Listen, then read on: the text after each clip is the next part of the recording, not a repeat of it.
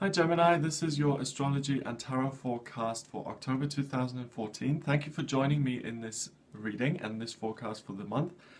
The first thing I want to have a look at is the moon is in its first quarter on the 1st of October and also on the 31st of October.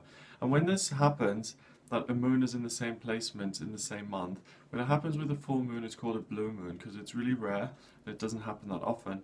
But because it's happening with the first quarter moon, there's no actual symbology for it, but astrologically what it means is that this is going to be a special month for you and you'll find some deeper meaning for yourself and some kind of inner meaning. The first few days of the month, in fact, are going to be really good for you because you're going to discover something that's unseen in terms of your relationship, and you're going to be able to heal something that you've always hoped and dreamed you could, but you didn't think was a reality. And by working at it in the first couple of days of that month, you and your partner, if you're in a relationship, can make real inroads. If you're single, what I'm getting is that you can really discover some things within yourself that you thought would burden you for the rest of your life. You know, past hurts, past issues or things that you swept under the rug that you've just said, well, I have to accept that. You can really draw a line under them and heal them. Mercury goes into retrograde on the 4th of October, and that's happening in your 6th house in Scorpio. Mercury retrograde is a similar phenomenon when it happens. I've made a separate video on that. You can have a look at that if you're interested. But basically it means that communication becomes a bit more challenging.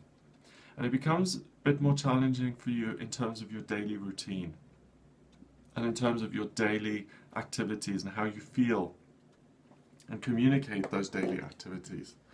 So this is at work, this is you know, the routine that you have at work. If you switch your computer on every day, it might be that the communication between you and your computer is a little bit unusual, or it doesn't run as smoothly as you possibly would expect it.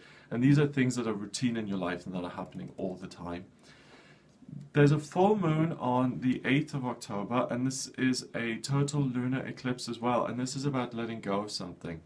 And what you're able to let go of really is this desire to have something perfect in your romantic life, and to have things, and to absolutely work yourself into a state trying to perfect the relationship between you and a partner, and always taking the initiative to make them happy, or to make everyone in your life happy, or to even just make things okay for people so that, you know, no one gets upset. And you're able to let that go a little bit, and you're able to step back and let go of control, and you're able to just be there with those things that are sometimes a little bit difficult, and you're able to work on them and accept that sometimes things aren't exactly perfect.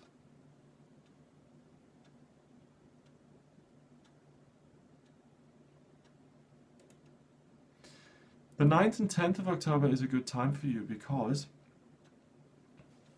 again, relationships are under the microscope, but what really happens now is that communicatively you really open up and you're really able to speak well and communicate the things you want to communicate, and to realize some of the progress that you want to make. So it's not about perfection, it's accepting that there's two people in your relationship and that you can move forward and that it can be productive, but it doesn't have to be perfect. So you'll be able to get the passion back despite some of the things that are less than ideal, and you can really make this the best it can possibly be. That's wonderful. Okay. The 11th of October sees Mercury moving into Libra. And again, this has a theme of really increasing the amount of fun the two of you can have. So this is almost like a narrative taking you through your relationship, but now you've got the acceptance down and you can really add some fun into this and just like let loose and just enjoy the day. The 13th of October sees the moon going into your sign in Gemini, and really you feel very comfortable in your own skin, and that comfort allows you to feel more at home about your living situation or your money or your belongings. So look out for new ideas on the 13th. If you're self-employed particularly, this is going to be a wonderful time where you get an idea of how can I realize myself more in my work, and how can I make this more of a thing that I feel comfortable with, and how can I sync myself more with my own job and my own career. And when you think along those lines, you'll see that the financial abundance that you receive as a result of that will increase. The next week after that, the 16th of October through until the 22nd of October, again, the focus shifts back to your relationships. And not just relationships in terms of, I want to make something happen here, which is there. You've got Mars in Sagittarius, I want this relationship to move forward.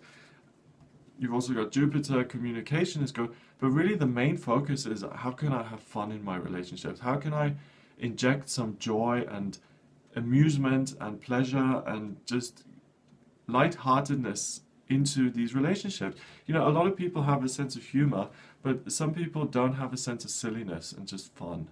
And you certainly have that, and you can just kind of goof off a little bit with your other half. Not everything has to be, you know, relationship counseling and overcoming trauma. It can just be, let's go on a trip and just do something great. And in fact, speaking of trips, it would be a good thing to take a short trip. Doesn't necessarily need to be the Maldives or Hawaii. If that's close to you, then absolutely. But if you're in Europe, you can go, you know, somewhere local to you and just have fun. Just have a weekend break or a week away or something like that. And I'm getting very much like a nice country hotel retreat spa type of thing, you know, where you can rent out the honeymoon suite. That'll really benefit you this month. The 23rd of October sees a partial solar eclipse in the north node of the moon. And this has to do with, this really affects kind of the powers of the world, the government, people in charge, you know, UN, NATO, all of those kind of regulatory bodies that affect the people under them.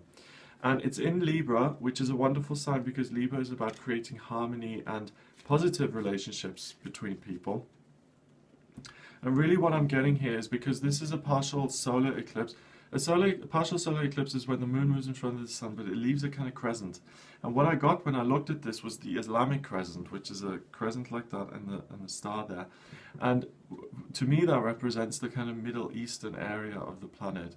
So really join me in my prayers when I pray that there is more peace and more harmony in that part of the world, and that things start to calm down a little bit, because 2014 really hasn't been very conducive to peace in that area. So let's hope that the governments are able to implement some real structure and changes there. The 24th of October sees Venus going into Scorpio in your 6th house. Okay? 24th, Venus into Scorpio. Yes. It was in Libra before, and it going into Scorpio in your 6th house indicates a real love and a real emotional connection to your daily life. So you feel very much nurtured by your daily life, by your job, by your routine. It starts to feel good, and it gives you an emotional sense of structure and balance and peace. The 26th of October has Mars going into Capricorn in your 8th house of really sexual relationships.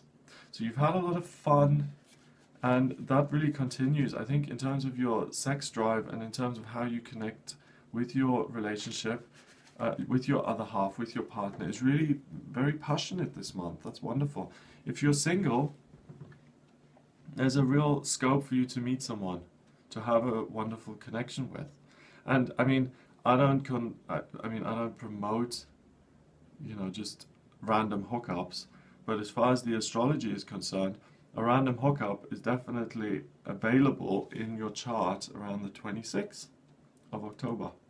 Okay, and that really continues until the end of the month. There's a lot of emotional support via your daily routine. You feel very much in your life, you know, you feel very much grounded in your emotional work, daily routine and existence, and that really allows you to blossom in a kind of romantic sexual way, and you really feel awakened in that area of life,